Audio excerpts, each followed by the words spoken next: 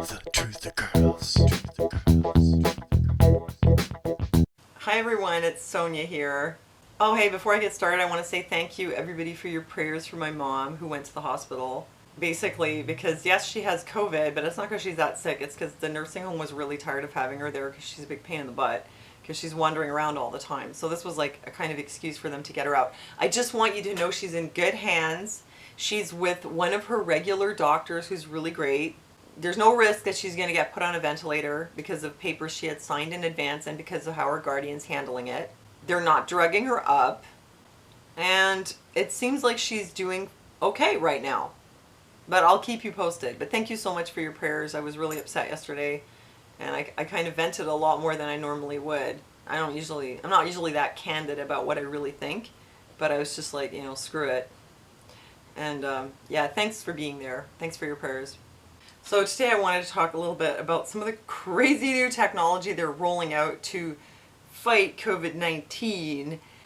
I better be careful what I say on here though, because YouTube has this new system now. Now when you upload, you have to self-certify if you want to monetize your video. Pretty much the stuff that I'm covering, it's usually related to COVID-19, but I really don't know where is the line between like just COVID-19 discussion versus crossing over into topics that are so controversial that you shouldn't have an ad on it. And the thing is, I have to get it right, because if I get it wrong too many times, they'll just disable my channel for like partnership, which would suck. And YouTube has another thing now where you're not allowed to post any medical advice, even if you're a doctor, if it goes against what the WHO says. So toe the line. I'm wondering, like, does this mean that I can't talk about oil pulling? I mean, again, where's that line? So this reminds me to remind you to please sub to my backup channel, Truth or Girls TV, just in case. Also, please like me on Facebook. That's where I share all the news. Also, thank you for supporting my channel on Patreon. And I do want to mention before I get into the whole thing, the pouches are still available. The odor eliminating pouches, which eliminate odors by removing viruses, bacteria, fungus, and mold from the air. I'm not kidding. I like the way it smells. It releases a tiny bit of CO2 gas, which eliminates the odors and everything else. They're still 15% off, no shipping and handling, even if you live in Canada. Check out the link below for lots more info if you're interested. And also, I now have these CO2 pellets. One of these is enough to purify 10 gallons of water, so do not put it into like a quart and drink it. No, if you put it in a quart, it becomes an odor eliminating spray, like basically a cleaning solution. I use it for cleaning to like remove stubborn odors. Basically it removes the nasties. Please click below, you'll have more info there. So okay, let's get into it. I have a lot of things I want to talk to you about. Like, some of the new technology that's coming out is obviously really invasive to people's privacy. I mean, it really gives a whole big brother kind of feel. You go to work and it's so Orwellian. You go to work, you're going to see you have to like go into like this little box that checks your vital signs, and it's creepy, I'm not sure how much good it's going to do either. That's what I want to get into. But I want to share something else with you first. Greta Thunberg launches campaign to fight coronavirus. Yeah, Greta's on it. She's going to take care of this business for us. I'm kind of surprised because I thought she'd be happy that we were having coronavirus because we're all in lockdown, which is great for the environment. I mean, Greta, you can't have it both ways. If you fight coronavirus, we're going to get out there and start polluting again. So think it through, girl. Greta is launching a campaign with the Danish Foundation to help finance the UN Children's Agency's emergency program to fight the coronavirus pandemic. Oh, so she's raising money for the UN. I thought she was like really angry at the UN. Times have changed, I guess. Like the climate crisis, the coronavirus pandemic is a child's right crisis. Oh, is that what it is? That will affect youngsters now and in the long term, especially the most vulnerable. I guess you can just put whatever spin on it that you want. Whatever works for you. I actually think that, there's somebody else behind it that like uses her as the poster child for whatever they want to do. So the UN is now raising money to fight coronavirus, probably by using some of the technology that I'm going to tell you about. So okay, here's what it is. Tyson Foods deploys walk-through temperature scanners at 3 US sites that help feed millions. Actually, Tyson has had a ton of problems with infected employees at several plants. I mean, hundreds of employees got infected, and then they're handling the meat, and that doesn't go over well, so then they had to close the plants. So they're figuring that maybe if they put body scanners, then that will solve the problem. I personally don't think so. Companies' use of thermal cameras to monitor the health of workers and customers worry civil libertarians. Yeah. Here's some weird stuff, like engineers at Landing AI, a startup that builds artificial intelligence systems for industrial clients, designed a social distancing detector. Oh, really? Now the robot's going to find out if you're following the social distancing or not. It's not to punish them. The intention is to try to keep them safe. Of course, it's for your own good, people. Come on. Big Brother is looking out for you. Public health experts expect that temperature scanning systems like metal detectors and security pat-downs before them will become a widespread staple of public life. Oh, great! In the weeks to come, they could be installed not only at airports and arenas, but workplaces, schools, housing complexes, and anywhere else Americans gather en masse. Can you imagine not only having to go through metal detectors and security pat-downs, but now also temperature detectors in places like schools? I mean, talk about traumatizing the kids. I'm glad I grew up in like the 70s and 80s. But some health and labor experts worry the public health emergency has shoved open the door for unproven surveillance techniques, many of which could pose their own risks as millions of Americans head back to work. Yeah, I could see there being some problems. Federal law bans companies from forcing workers to take medical exams, including checking their temperature, but the Equal Employment Opportunity Commission revised its rules last month to say that employers could now take workers' temperatures whenever they wanted and could withdraw a job offer if a newly hired worker was diagnosed with COVID-19. So like you just ate a bucket of KFC, ran back to work, get there, temperature scan, oh, you're hot. Just the stress of having to go into that box makes your temperature go up. And then of course your worst nightmare comes true. They're like, you have a temperature. You're fired. Basically they're saying that these things are really not reliable because your temperature could go up for any reason. And as they're pointing out, most people who have a fever don't actually have coronavirus. So if you're just testing for fever, you're actually just testing for fever. It doesn't prove anything about COVID. So, you know, what are they doing it for? If you're trying to just implement like a surveillance state and get people used to having their bodies scanned and checked all the time, then it serves a lot of purpose. But if you're actually trying to figure out who has coronavirus, then it's almost pointless. You'll see why in a minute. While we're on the subject of invasive technology, I wanted to mention one other thing. You might have seen this. Dr. Teresa Tam talked about tracking and bracelets in a 2010 epidemic film. So what happened was she was interviewed for this film, a documentary in the context of Montreal's 1885 smallpox epidemic and how the crisis would be handled in modern times. She mentioned that if people were not compliant, there were laws and public health powers that could impose mandatory quarantine. There is potential you can track people, put bracelets on their arms, have police and their setups to ensure quarantine is undertaken. And the narration also mentioned police checkpoints are set up on all bridges and everyone leaving the city is required to show proof of vaccination. Those who refuse to cooperate are taken away to temporary detention centers.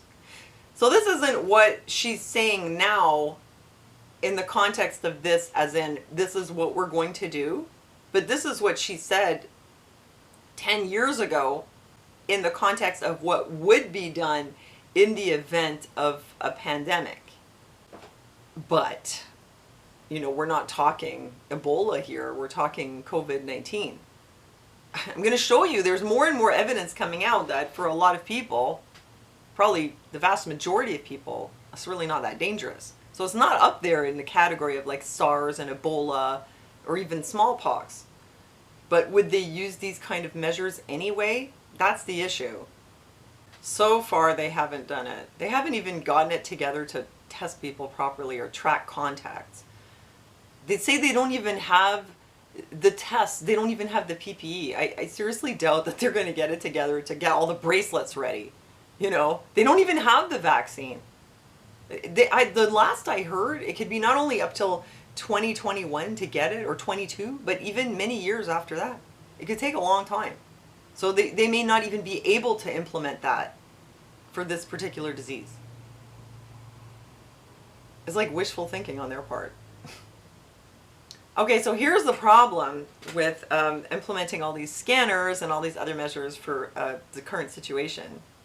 It's that a lot of people who have it are asymptomatic. It's all over the news that tons of people are asymptomatic. Now our experts here are saying it looks like we might have actually 250,000 cases in Quebec, because most people are asymptomatic or have mild symptoms and would have never been tested. They know this now based on samples that they've taken, like random samples of people where they tested to see how many were positive, and they're like, hey, lots of people have this. You've probably got like 250,000 cases in Quebec. And that's just here, but there's tons of this from everywhere. A couple studies you may or may not have heard about. One involving 2,000 people from Florida and the other from a Washington state nursing home came to the same conclusion. Many of the people who tested positive for the virus didn't know they had it because they showed no symptoms. The findings add to a growing body of evidence suggesting that people who don't feel sick are contributing to the spread of the deadly virus that has swept the world. So there was the one study from Florida that showed 6% of the people in the study tested positive for COVID-19 antibodies, which extrapolates to 165,000 residents. I mean, they're figuring as a percentage of the general population, that's how much it would be. And in the nursing home, they said 1 in 4 infected residents died. But it turns out more than half of the residents tested positive for coronavirus without showing symptoms. So even in the nursing homes, although the death rate's a lot higher, you still have lots of people who have it and you wouldn't know. Transmission from asymptomatic residents infected with the coronavirus most likely contributed to the rapid and extensive spread of infection to other residents and staff. That's from the New England Journal of Medicine. I mean, that's a pretty reputable journal. Of course, there were other reports going way back. 60% of personnel aboard the aircraft carrier Theodore Roosevelt who tested positive appeared healthy at the time. Other data from Iceland have uncovered similar patterns. Then there's also the case of the Diamond Princess cruise ship. But with the seniors, they say they start out asymptomatic, but then they do become symptomatic. So, which means it's not like they just stay that way, but it goes to show that they can be contagious before they develop symptoms. Again, testing reveals stunning asymptomatic coronavirus spread among Boston's homeless. Out of 397 people tested, 36% came up positive. But even more surprisingly, they weren't showing any signs of sickness. Half the inmates tested positive at the LA prison, but it turns out many of them were asymptomatic. And that wasn't the only prison study. There was an even bigger one, which showed an even larger number of prisoners being infected but asymptomatic, 96%. Again, the findings suggest that asymptomatic patients could be contributing to the spread of the virus at a far higher level than suspected. Oh wait, let's not forget this one from the hospital. Labor and delivery ward in New York City, 88% of infected patients had no symptoms. I mean, it's just the same thing everywhere. I mean, it's just pretty clear, like all the way across the board. Wherever you look, if you test enough people, you find that a lot of them just don't have symptoms. So what's weird here is this information is out there now. So it kind of shows that things like temperature scanners won't be effective, not only because of that, but because you could have a temperature for any reason. I mean, just on the whole, it's not going to really make much of a dent. And still they're rolling it out. Amazon, Walmart, UPS, Tyson Foods. And they're saying it's going to be at the bank, at the grocery store, at school. You're going to have these scanners everywhere. You know what I'm saying? It doesn't make any sense in terms of this being something that they really believe is going to restrict or curtail the spread of this pandemic.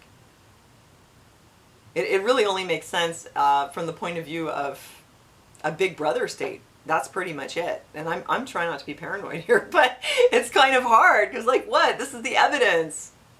People are going around infected, they're contagious, you wouldn't even know they were sick. They go through the scanner, oh, you're good, Fred, come on in, go do your shift. You know, for what? And meanwhile, they're talking about all the tracking, you know. I already told you, like the implant that they had developed. I told you about that in another video. Like that's the worst of it. But there's all the other stuff, bracelets, all kinds of stuff, you know.